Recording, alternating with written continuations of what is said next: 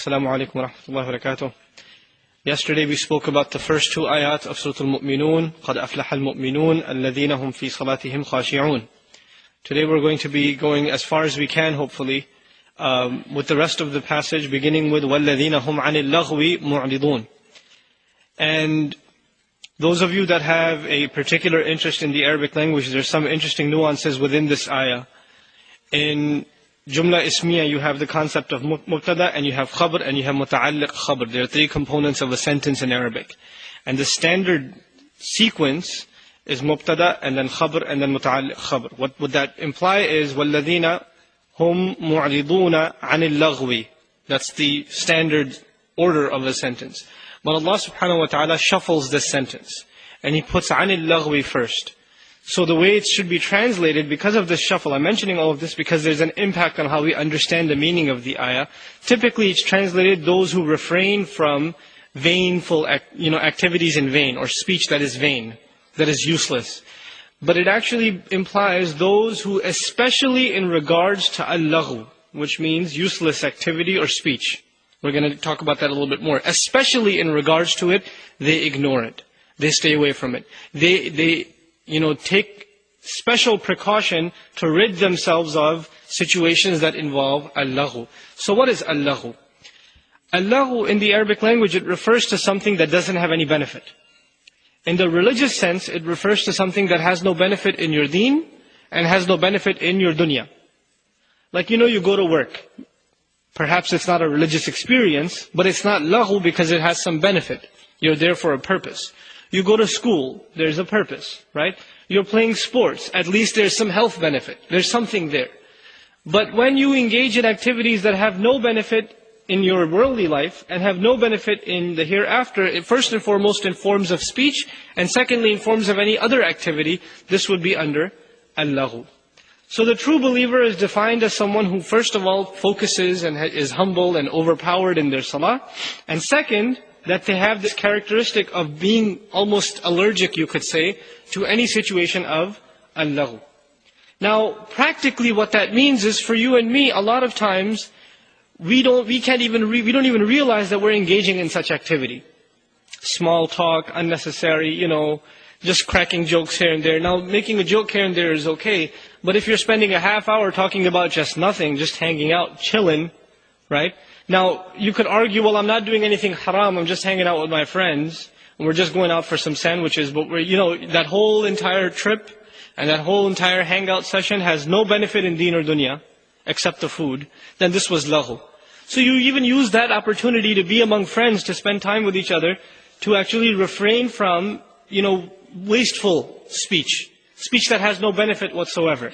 A lot of times, people are involved in different industries. Like for example, there are people that are all programmers, and they kind of naturally tend to have programmer friends. And accountants have accountant friends, because they're in the same industry. Doctors have medical student friends, right? And it happens, business people have business friends. And it just, we form these professional acquaintances. And what happens is when you're sitting together in lunch break, what are you talking about if you're a techie? You're talking about the new software release that just came out, or the new version of what language just came out, or how the standards are changing and the protocols are changing, or the job market is hot over there and soft over here and stuff like that. Right? That's your entire half hour spent talking about that. If you're among friends, you're into video games or something, and I'm guilty of this too, among youth, You're talking about what new game came out, and man, it wasn't any good, and the ending was boring, and blah blah blah. You could spend endless amounts of hours just talking about this stuff. And now, subhanallah, shaitan has worked hard and produced new activities, new opportunities for us to engage in laghu by means of online role-playing games and all of these. Literally, you could sit behind a screen for hours in your virtual life, where you're known as, something Muslim X5 or something, and you're riding a spaceship, building your empire on some planet, and you're in it for like hours and hours, and you have no idea what's going on in the real world, right? And this is happening. This is very, very real. Youth are involved in this kind of stuff all the time. And now there's, other opportunities for laghu, like Facebook or MySpace. My goodness, I got onto Facebook about a month ago in order to get in touch with some friends and to promote some Arabic classes and things like that online. I get on not 2 minutes after signing on, people I have no idea, men and women, I get emails, Fulan and Fulan wants to be your friend on Facebook. I don't want to be your friend on Facebook. I don't want to be your friend in life. Leave me alone. But teenagers are on these things with different screen names, not their real names, and they're on there and they have these double lives where they're getting to meet boys and girls and all kinds of crazy stuff is going on in the Muslim living room, in their bedroom, because the computer's sitting there. So we've given them opportunities for al-laghu. We've given them such opportunities. So one has to really, if you want to practically tackle this issue, we don't talk about the ayat of Qur'an in a vacuum when they say the believer stays away from al-laghu. We have to address what are the forms of al-laghu, the attacks of shaitan by which he indulges the believer in wasting their time in our times. What are his attacks? If we don't understand his attacks, we can't defend against them. So what are the attacks in our times? It's the profuse use of the internet. It's the addiction to YouTube. What's the top video today? Right? What came out? And then, there's this addiction to television, of TV series. Oh my God, what's going to happen in the next episode? And you can't wait and you're discussing it with your coworkers because it's the season finale or the season premiere or something. And it's ridiculous. This culture it's been so exaggerated. Maybe 10 years ago it was about sports, playoffs and things like that. They used to be a big deal in media culture. Nowadays, when I was way back, 4 or 5 years ago when I was in corporate, people used to watch, I think it was Survivor. And my coworkers, all non-Muslims, that's all they could talk about. Man, did you see Survivor last night? And one's like, man, no, I got stuck in traffic. I can't believe it. Did you record it for me? And this is their whole life. Is, these shows and these entertainment forums, and they're just addicted to them. Their entire lives are spent around them. And then it's incredible because there's such zombies. Muslims fall into this trap too. We become such zombies, then we end up buying their t-shirts and, their paraphernalia, and the action figures, and our kids want their video games. Spider-Man came out, you want to get a Spider-Man video game, and then Spider-Man action figure, and a Spider-Man t-shirt, and it just keeps going and going and going, right? But there's this entire web of a trap that we've put our youth into. Where does it all begin though? What's the root of it? The root of it is a careless exposure to media. That's what the root of it is in our times. In our times, most of the evil that our kids and ourselves are exposed to is not because we go out to a club, because we don't have to. We can just watch a club sitting at home. Right? It's not that we go out, to these fahsha places, or we go hang out in these promiscuous places. We don't need to, because all of that is virtually available. Right? So it's really the careless use of media inside the home. And especially for parents, we have to be extra careful. What our kids watch, how much they watch, what they're exposed to. We don't even know. Wallahi, the stuff, these are two things that are connected together, so I'm mentioning them together.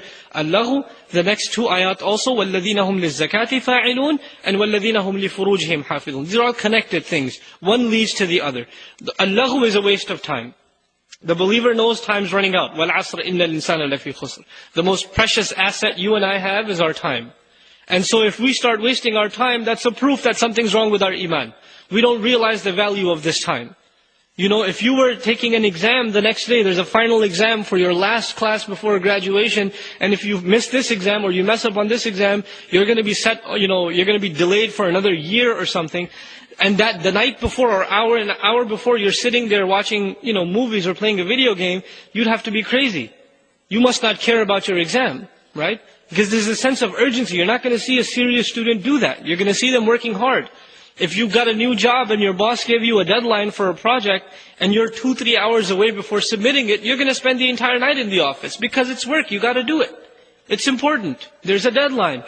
Similarly, Allah subhanahu wa ta'ala, He gave us certain things we have to do within a deadline. But the crazy thing is, Allah didn't tell you and me what my deadline is and what your deadline is. That deadline is death. But Allah kept it a secret subhanahu wa ta'ala. So we're constantly in a state of emergency to acquire more and more good and to get away from more and more evil. Right? And this sense of urgency can be lost. And you can retain it by retaining a relationship with Qur'an. So this is, if you don't have that sense of urgency, then you got time. You got time to kill, you can hang out and do whatever. And I'm not saying you have to shut down your life and be in depression all the time, worried about hellfire, because the believer has balance. Right? There's hope and there's fear. But at the same time, we've become way too lax. We're the extreme on the lax side. We're wasting way too much time in our lives, not paying attention to where it's going. So وَالَّذِينَ هُمْ عَنِ اللَّغْوِ مُعْرِضُونَ. Then he says وَالَّذِينَ هُمْ لِلزَّكَاةِ فَاعِلُونَ. And also the construction of this ayah, the way it's formulated, is beautiful. It covers two things at the same time. As-zakah, you all know. Even if you don't know the rest of the ayah, you heard the word zakah, right? So you obviously got the sense, these are the people that take care of their zakah. But you know there's a fi'l that goes with zakah usually in the Qur'an, which is mu'tun or yu'tuna. وَالَّذِينَ هُمْ لِلزَّكَاةِ or az-zakati yu'tuna. You don't even need the lam there anymore. Okay? Because it serves as maf'ul bihi. Here Allah uses the harf jar lam, liz-zakati. And instead of saying mu'tun, He says fa'ilun. Which tells us two things. They're actively engaged in the purification of their wealth, which is one implication, because still zakah is the universal term. But also zakah in its generic sense. What does zakat mean? It means purification. So they are actively involved towards purification. They have a goal to purify themselves, and they're actively involved in it. And there's another nuance in this ayah that's very beautiful. You know the word, the ism, or a noun simply speaking in English, a noun is stronger than a verb. You know, a verb is like, he did, right? And a noun is like the doer, right? Or he worked is a verb, and the worker is a noun. Which one is more permanent? A worker is always a worker, right? But if he worked, that's in the past tense, that's not necessarily a guarantee for the present tense, right? Allah Azza wa Jal, sometimes He uses the nominal form, the noun form, the ism form, sometimes He uses the fi'l form. And when He uses the ism form, it denotes permanence. So what He's saying by using the word fa'ilun instead of yaf'alun, is that they're constantly engaged in attempts to purify themselves. And then also there's another nuance here, because there are two words for working, for doing things. To do action, there is, amal, amilun, and there's fa'ilun, fi'l. There's amal and there's fi'l. Both of them are translated as action. Okay? Yaf'alu, he does, ya'malu, he does. Or he works, either way. So what's the difference between them? See, amal is something you think about it and then you do it. And a fi'l is something that comes to you so naturally, it's like second nature. Like breathing is a fi'l, it's not a amal, it is a fi'l. Because you don't have to think about it, you just do it. When you take one step after another when you're walking, this is a fi'l. The mashya is a fi'l. Why? Because you don't have to process, should I put the left foot first, the right foot? You don't have to think about that.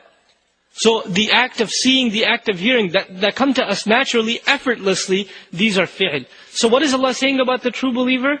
Their efforts to purify themselves come to them naturally. It's not something they're uncomfortable with, it's part of their daily routine, almost like breathing. And what it also implies is, the one day they miss out on their routine, they feel uncomfortable, like something's missing.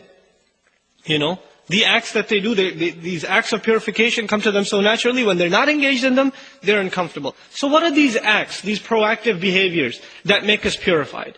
The easiest ones that you could start off with is good company.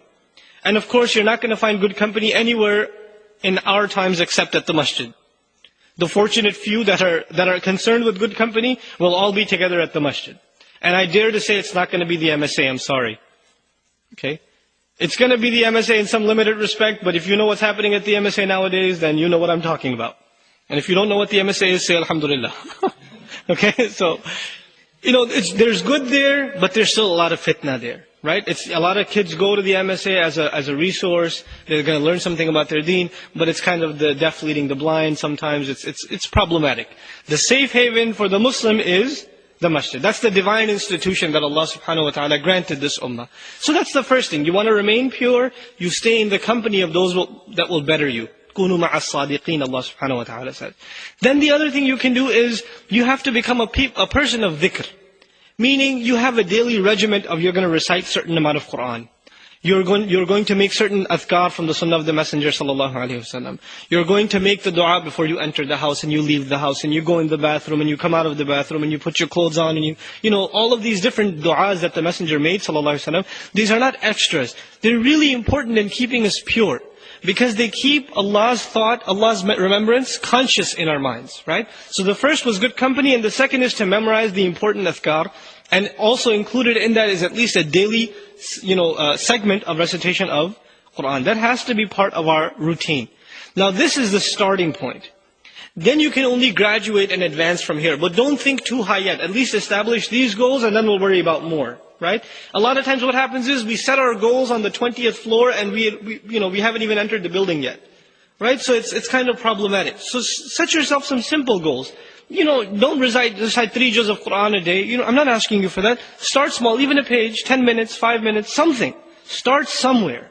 Don't set goals so high, what, I'm going to do this thing. And you recite one day, you're sitting there 40 minutes reciting Quran and you're not used to it. Guess what? The next day you're not going to do it. Because you're not used to it. You're burnt out the first day. We don't want that. The best of the deeds are the ones that are continuous, that have continuity in them. So take it easy on yourself and build it slowly, inshaAllah ta'ala. Part of this also that I would highly recommend, just to build a love and affection for Quran, is on a daily basis Muslims have to try and memorize at least an ayah of Quran. And if you take it very lightly, like after Fajr, 10-15 minutes, that you can take out and just memorize just one ayah. Or if you're commuting on the train, that's even easier. Driving is kind of hard. They do have some CDs that repeat the ayat. Or I'm sure you can make the MP3s, you're pretty tech savvy, right? Where the ayat are repeated and you can kind of listen to them over and over again. But if you're commuting on the train especially, then just keep the Quran with you, or at least keep a juz with you, and you're just reading an ayah 10-15 times, the same ayah over and over again. Before you get to work, you know the ayah by heart. And you come back and you do that, now you know 2 ayats by heart a day. And within a month, you know a whole juz of Quran. I mean, it sounds remarkable, but that's what happens. If you make a routine out of it. You're not doing anything else with that time except snoozing, so might as well use it for that. By the way, don't try to do that while you're driving. I've seen some people do that and I don't recommend it. Inshallah. It doesn't make you more religious. Okay. So let's just clarify that. Anyway, so وَهُمْ لِلزَّكَاةِ فَاعِلُونَ وَالَّذِينَ هُمْ لِفُرُوجِهِمْ حَافِظُونَ. And they are the ones that in regards to their privates, they guard them. And Allah subhanahu wa ta'ala could have put this ayah in more subtle terms. لِحَيَائِهِمْ. Right? Allah could have said in regards to their shame, they guard their shame. He didn't say that. He went straight at the subject, at the heart of the subject, and He said they guard their private parts. It's a very graphic ayah. And why is it like that? Because the subject has to be taken head on. You have to understand the seriousness of this subject, including myself. And how easy this attack of shaitan can infiltrate and destroy the iman of a believer. You see, the shaitan is not concerned that the guy that's dancing away at the club or drinking away at the bar or taking some shots of drugs, that he's going to end up doing something shameless. He's not worried about them because they're already on track. He is worried about the loose ends, the sales that he hasn't made yet. Those are the believers. That's who he's concerned with. So the more a believer tries to purify himself, the more he or she will find that the opportunities to engage in shamelessness are throwing themselves at him. Throwing themselves at him. Women out of nowhere will come up to you and say, "Hi, how are you?" Out of nowhere. And you have a beard and you're trying to look unattractive, trying to save yourself in society. But shaitan will come to these women and say, "Hey, by the way, I've got one of my key prospects here, why don't you go say hello or smile at them? When you serve them at the counter, just give them an extra smile. Right? Or make small talk or something." They will try to mess with you. The shayateen will try to mess with you by means of other things. Right? And this is something you have to be extra careful of. Because the easiest thing for you to lose is your sensitivity to shamelessness. In a society where shamelessness is as common as the air we breathe. It's just part of the culture. Women barely dressed at the grocery store, just get used to it, The first day you come from Saudi or Pakistan or some religious village in Egypt, and you come here, the first few months you're like, astaghfirullah, astaghfirullah, astaghfirullah, astaghfirullah. And you get to know the pavement really well, because you don't look anywhere else, right? You know every crack that comes your way. But after a while, you kind of, it's life, what are you going to do, I came, my early schooling was in Saudi. All boys school, all male teachers, and I come here and my parents, may Allah reward them, they put me in high school, right? Public high school in Queens. So I go into Queens and I walk into the classroom and there's men, and these girls are barely dressed and I'm completely embarrassed. I mean, my face is red, I don't know what to do. Maybe I'm in the wrong place or something, right? And those first few months were insane for me. I wouldn't even touch the railings to go up the stairs because najas people have touched them. These people are, innamal mushrikeen najas. So, but what happens over time? Oh, what's the big deal? Let's just, that's just life. What are you going to do? How long are you going to fight it?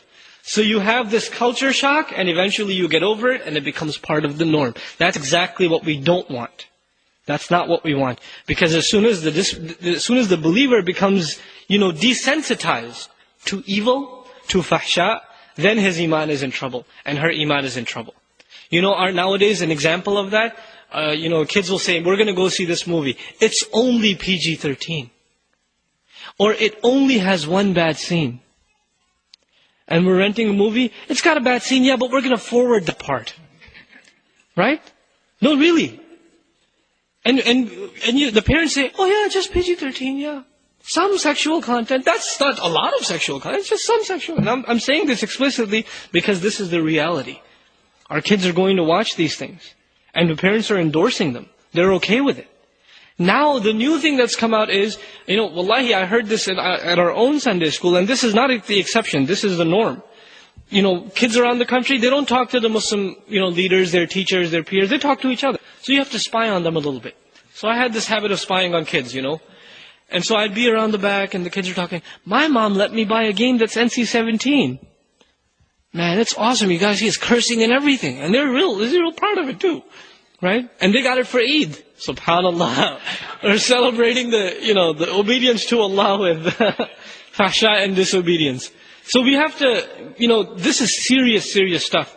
Once you are desensitized to what you see on the screen, then you have, the only logical next step is, you will not lower your eyes when you're walking down the street.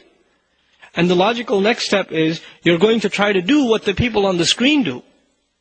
Right? And it's just one step after another.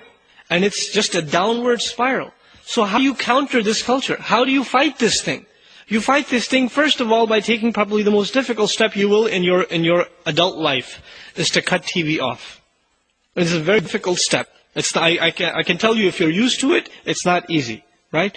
But we as Muslim families, for the sake of our children and our own dignity as Muslims, we have to do it. We have to cut TV out. If you want the news, go to the .coms, right? And avoid the banner ads even there. But there's ways of getting the news. There's still the radio, alhamdulillah, it's still in place, and it still tells you the news, right? You can get in the excuses that I used to get a few years ago before the media on the web spread like the way it did. It used to be, well, how are we going to get the news? We need to listen to CNN and Fox. You don't need to listen to CNN and Fox. But even if that's your excuse, that excuse is dead now, because better media outlets for the news and information are available online. Probably you get more reliable information online than you do on television, right? So, get rid of those excuses and clean up your house. Don't get your children a portable video iPod. Don't get them a video iPod, because you don't know what they can put on there. They can put stuff on there and hide it in folders you don't even know exist. They're very smart. They can name it directory like, root or system, or, they'll name it something creative. This is just, information files. And it's in there. You have to understand, our kids are very, very smart. They're sharp. And they're on top of technology, the latest means. So you have to, watch out for this. There's new statistics out about these video players that, that children are bringing to schools, and they're getting confiscated, and they're being looked at, and most of them have pornography in them with children, elementary school. So this is serious business. This is not a joke, and this is not the children of the kuffar alone. Don't think like that. Don't think that I come from a Muslim family, our kids don't do those things. Please, let's everybody wake up. Okay? If the children of Yaqub alayhi salam can get to the point of being willing to kill their brother, who are children of a prophet, and grandchildren of a prophet, and great-grandchildren of a prophet. They are sons of Yaqub. Grandsons of who? Ishaq alayhi salam. Great-grandsons of who? Ibrahim alayhi salam. If they can't argue, Yaqub alayhi salam is not saying they come from a good family, they wouldn't do anything bad. Because he doesn't have that argument. Righteousness is not inherited in bloodlines. And if they can do something bad, none of our families are pure enough, because they're 3 generations of prophets. Right? You can't say, we're from this family or that family, or our last name is this, and we brought the pure bloodlines here, so our children are free of these temptations. They have these temptations. And we have to make sure that they fight them. And this is also, if it's not a concern for yourself, it will not trickle down to your children. You have to have that concern yourself. A lot of times I've seen the hypocrisy, the nifaq inside the household. Parents are watching something, the kids come out and say, hey, leave the room. This is not for you. This is not for little kids, it's for us to watch this stuff. You know? And the kids, they talk, you befriend them, they talk, yeah, my mom watches, and my dad watches these movies, you know, there's a lot of singing and dancing in it. But I just hear about it because they don't let me watch it. You know? But I know all the songs by heart. Because I've heard them so many times. And this is the hypocrisy inside the house of the Muslim. It's insane. So we have to understand, this is serious stuff. And it will have very, very negative consequences later on. It's bad enough for our deen, but it will ruin your dunya. And let me tell you some horror stories. I'm not going to name anybody specific or tell you any specific story, but it's happened to me more than a dozen times. That parents have come up to me when I've given a talk like this and said, can you talk to my teenage son? Can you talk to my daughter? She's got some problems. She's not listening to me anymore. And I think she's got some boy problems or some girl problems, right? And you know why that happened? Because now that they're teenagers and they're independent, it's too late. The ship has already sailed. When they were under your midst, you didn't care. You were putting the extra hours in at work so you can put the down payment in for the house. And the wife was also doing some work somewhere else, so the cable TV was babysitting the child. And now that they have the power to act out what they've been watching all along, their Sheikh on TV has been doing that all along, and now they're acting it out, now you're surprised. Don't be surprised. They're just doing taqleed of what the dars they've been getting every day. That's what it is.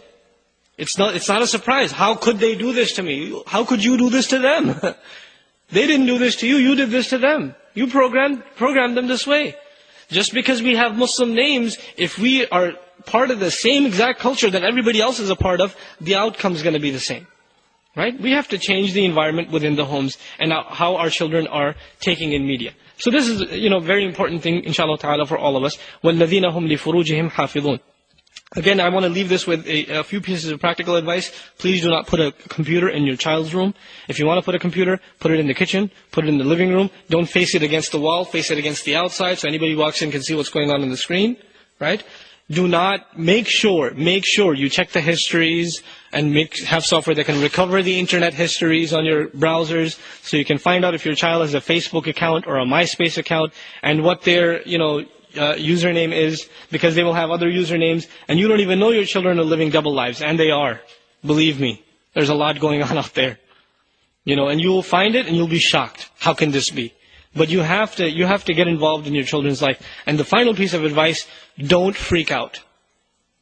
Because we come from a culture when our children disappoint us in the least bit, then we say, how could you do this to me? You're a disappointment. We come from a culture where the child gets an 88 on the exam, and he's so proud of himself, and he comes to the father and says, Dad, I got an 88. Okay, next time get a 90. And you get a 90, why didn't you get 100? What's the matter with you? Right? There's always, you could have done more. There's no appreciation of our children. Right? And so when something like this, you find out your boy was, your son comes to you one day and says, Dad, this girl asked me to go to the prom. And he just comes to you not knowing what your reaction is going to be. Poor kid, well, he asked the wrong question. Then you ask, well, what is prom, bete? And then you tell him, then the child tells him what the prom is, and my goodness, it's like his, extra hair fell off the head, and he's screaming, we brought you to America for this, and you give him a beating, and you yell at him, and you tell the mother, and all kinds of craziness inside the house. This child will swear to himself that if next time there is a girl talking to him, or anything like that, the last person he will ever tell is who? You. The mother, the sister, the brother. He will not tell you. Who will he tell? His non-Muslims friends that will say, yeah, that's awesome, man, go for it. That's who he's going to tell. So you have to learn to take it and be able to deal with it. You cannot deal with it if you freak out. Because that would have worked in Pakistan, maybe. It would have worked in Bangladesh, it would have worked somewhere else. It's not going to work here. It is not going to work here. Your children will simply shut you out. There will be someone outside and someone else when they walk inside those doors. There'll just be someone else. I can tell you this from personal experience. Wallahi, I've seen this many, many times. Children are totally different. Totally different people. Like you wouldn't recognize them when they are at school, when they are on campus, as opposed to when they're at home. Completely unrecognizable. And the parents would have no idea. They're completely oblivious because all they care about is the report card. The report card's good, everything else is good. Let me get you this, let me get you a cell phone of your own, and I'm not going to check your phone history, nor will I receive your bill and go through all the phone numbers. Who's been calling you? I don't need to do that because, it's a good grades. Boys with good grades and girls with good grades in this society, Muslim society, have drinking problems, have drug problems, have boyfriend-girlfriend problems, and that's the reality. So let's wake up to it. Right? We have to face these things. وَالَّذِينَ هُمْ لِفُرُوجِهِمْ حَافِظُونَ has to become a movement within the Muslim community. We have to gather our youth together and talk about these things and help them cope with these things. Because what we're asking them to do, else thinks this is crazy. Did you know, and don't be shocked by this, you go to high school, and many of the high schools, and if you haven't, committed zina, then you're an object of ridicule. And this guy hasn't even done anything yet. He's still just a kid. They're being made fun of because they haven't committed zina. Imagine that. And that's the culture in which they are. So what we are asking them to do is making them the object of ridicule among their peers. This is a very difficult thing for them to be asked to do. And if we don't have any measures of supporting them, of having them talk to someone, of letting these feelings out, these frustrations out, giving them alternative venues, then we have monumentally failed. The signs of our failure are when we are having talks and our children are not here. Our youth are not here. Because they have no interest in being here. And that's our fault, not their fault. We have to make the masajid interesting for our youth. Otherwise, it starts with laghu and it ends with fahsha. It starts with laghu. It starts with wasting their time, and eventually when you waste your time, you find the worst things to do with your time, and that is what this society is calling you towards. So this is very, very serious business. For our personal selves, إِلَّا عَلَىٰ أَزْوَاجِهِمْ أَوْ مَا مَلَكَتْ أَيْمَانُهُمْ فَإِنَّهُمْ غَيْرُ مَلُومِينَ. But they don't guard their privates in regards to their spouses or what their right hands possess. And in those cases, they are not to be blamed. Inshallah ta'ala, we'll discuss the spousal relationship tomorrow, inshallah. And it's going to be PG-13, so don't bring your younger kids tomorrow. Because we have to discuss, this is an important subject, of preserving your own, haya, your own shame, inside the house, even after you're married. Before you're married, you're thinking, oh man, once I get married, I won't ever be tempted again. And after you get married, you say, what happened here? So we have to discuss this subject. Because it is a problem for a lot of husbands and a lot of wives. The fahsha is still attacking them.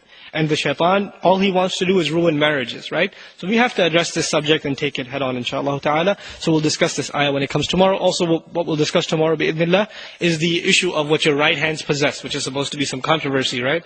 These concubines, these Muslims, they allow for women to be owned and all this kind of stuff. We'll discuss that subject tomorrow. Barakallahu wa lakum fil Qur'an al-Hakim. Wa nafa'ni wa iyyakum bil ayat wa dhikr al-Hakim. Assalamu alaikum wa rahmatullah.